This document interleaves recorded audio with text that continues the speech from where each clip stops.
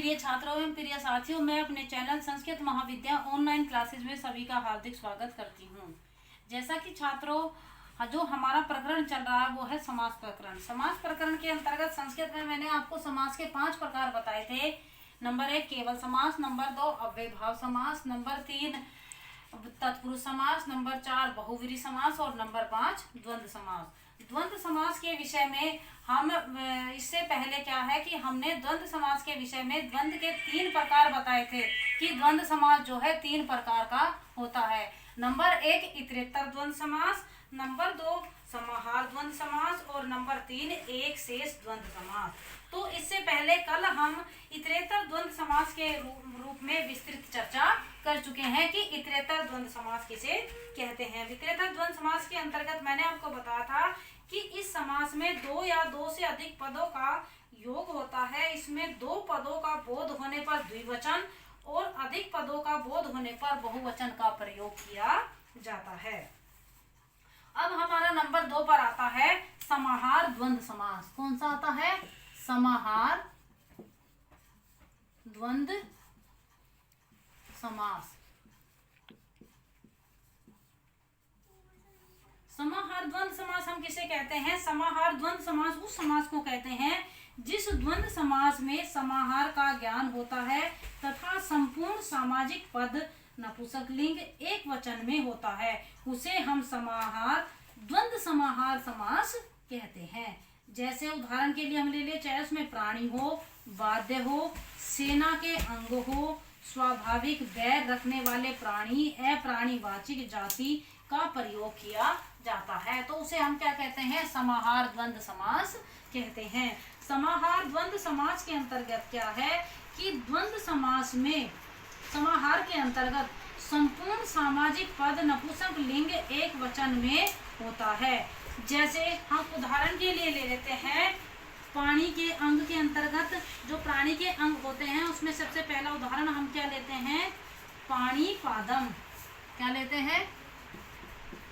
पाणी पादम। पाणी पादम का जब हम विग्रह करेंगे तो क्या हो जाएगा? पाणिश्च पादमश्च। क्या हो जाएगा? पाणिश्च पादमश्च। पाणिश्च पादमश्च। तो इसमें क्या हो जाएगा? हाथ और पैर। पाणी यानी के हाथ और पाद यानी के पैर, तो हाथ और पैर। तो इसमें क्या हो गया? ये प्राणी के अंगों के विषय में हो गया। एक उदाहरण हम लेते हैं वाद्य के अंतर्गत। वाद्य के अंतर्गत क्या है? भेरी पट पटहम। भेरी पटहम। भेरी पटहम। भेरी पटहम का जब हम विग्रह करेंगे तो क्या हो जाएगा? भेरी च पटहश्च। क्या हो जाएगा? भेरी च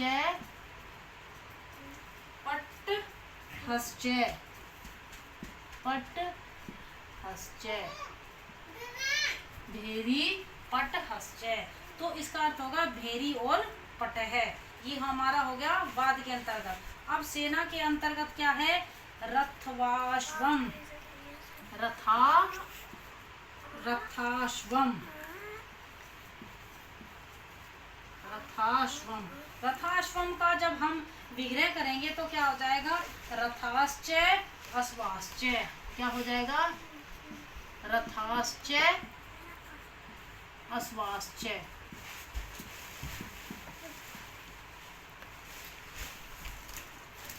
इसका अर्थ क्या होगा? रथ और अश्व। सेना के अंतर्गत क्या आ गया? रथवाश्च और अश्वाश्च। नेक्स्ट उदाहरण हम लेते हैं अप्राणीवाचक शब्द के अंतर्गत। इसमें हो गया हमारा अहोरात्रः। क्या होगा? अहोरात्रः। अहोरात्र में क्या आ जाएगा? जब हम इसका विग्रह करेंगे अहश्च रात्रिश्च। क्या आ जाएगा? अहश्च रात्रिश्च।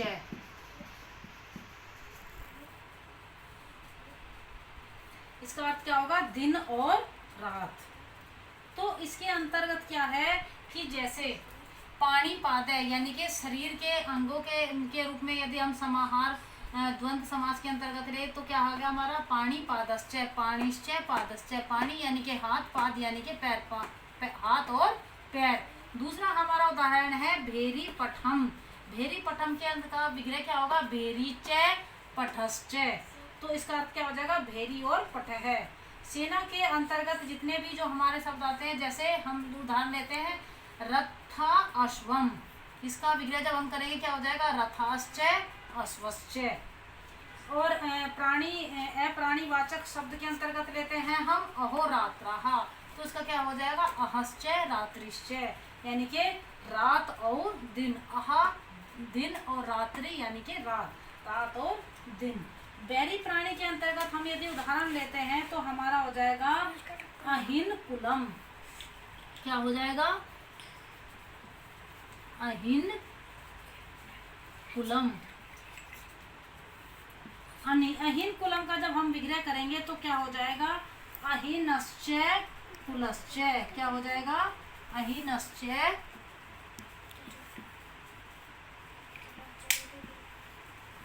कुलश्च। जब हम इसका विग्रह करेंगे तो क्या हो जाएगा अहिनश्च कुलश्च। तो इसके अंतर्गत क्या है कि मैंने समाहार द्वंद्व समास के अंतर्गत आपको बताया कि समाहार द्वंद्व समास में क्या होता है कि इसमें संपूर्ण सामाजिक पद चाहे वो नपुंसकलिंग एक वचन में हो उनका प्रयोग किया जाता है, तो उसे हम समाहार द्वंद्व समास कहते हैं। इसमें प्राणी, वाद्य, सेना के अंग, स्वाभाविक या बैर रखने वाले प्राणी या अप्राणीवाचक पदों का प्रयोग किया जाता है, तो उसे हम क्या कहते हैं उसे समाहार द्वंद्व समास कहते हैं। समाहार द्वंद्व समास के अंतर्गत क्या है कि इसमें कुछ पद ऐसे हैं जिनका प्रयोग और अन्य रूप में भी किया जाता है। जैसे उदाहरण के लिए हम कुछ और पद ले लेते हैं।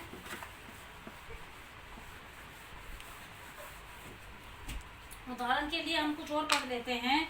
इसमें क्या है वृक्ष, धान्य, व्यंजन तथा पशु आदि के नाम में भी द्वंद्व समास समाहार द्वंद्व समास होता है। किस किस नाम में कि जिसमें वृक्ष, धान्य, व्यंजन तथा पशु आदि के नाम में भी द्वंद्व समाहार द्वंद्व समास होता है। जैसे वृक्ष के नाम में हम ले लेते हैं आम्र निम्बकम।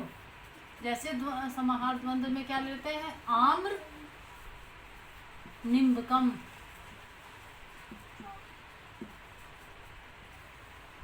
क्या ले लेते हैं हम आम्र निम्बकम। आम्र निम्बकम का जब हम विग्रह करेंगे तो क्या हो जाएगा आमश्च निम्बाश्च। क्या हो जाएगा आमश्च आम्रश्च, आम्रश्च और निम्ब, आम्रश्च और क्या हो जाएगा निम्ब, आम और क्या हो जाएगा आम और नींबू। आम्रश्च आम, निम्बाश्च नींबू, आम और नींबू। वृक्ष के रूप में हमारा यदि धान्य के रूप में हम उदाहरण लेते हैं तो क्या हो जाएगा व्रीहि, व्रीहियवम। क्या हो जाएगा व्रीहियवम। जब हम इसका विग्रह करेंगे तो क्या हो जाएगा व्रीहाश्च यवाश्च। क्या हो जाएगा व्रीहाश्च यवाश्च। इसका अर्थ क्या होगा धान और जौ। व्रीहि क्या होता है धान यानी कि चावल, और यव क्या होते हैं जौ, तो इसमें क्या हो जाएगा धान और जौ।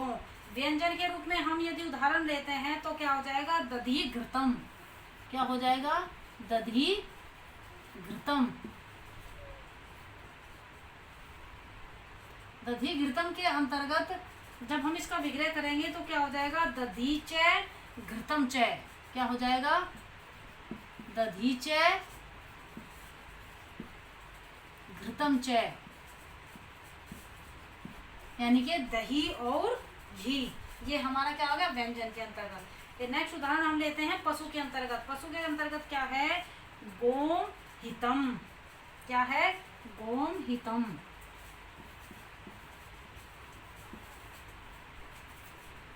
गोमहितम नहीं आना चाहिए, यहाँ पर आना चाहिए गोमहिषम, यानी कि भैंस, गाय और भैंस। गोमहिषम। गोमहिषम में जब हम इसका विग्रह करेंगे तो क्या आ जाएगा? गावश्च महिषाश्च। क्या आ जाएगा इसका विग्रह? गावश्च महिषाश्च। महिषाश्च, गावश्च महिषाश्च। तो इसके अंतर्गत मैंने द्वंद्व समास के, द्वंद्व समाहार समास के अंतर्गत आपको प्राणी संबंधी और हमारे जो अन्य शब्द आते हैं जैसे वृक्ष, धान्य, व्यंजन या पशु, इन संबंधी मैंने द्वंद्व समाहार समास के अंतर्गत आपको उदाहरण बताए हैं।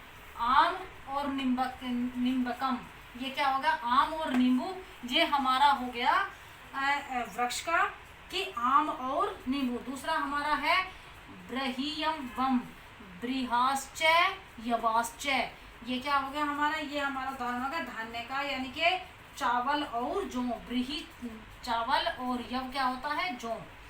नेक्स्ट हमारा आता है व्यंजन के रूप में दधी घृतम, दोनों हमारे व्यंजन हो गए दही और घी, दधी च घृतम च। नेक्स्ट उदाहरण हम लेते हैं गोमहिषम, ये क्या होगा? पशु के रूप में गाय और महिषा से क्या होता है? भैंस, गाय और भैंस। तो इस प्रकार से छात्रों द्वंद्व समास के अंतर्गत ये हमारा था दूसरा उदाहरण, दूसरा समास प्रकार जो था।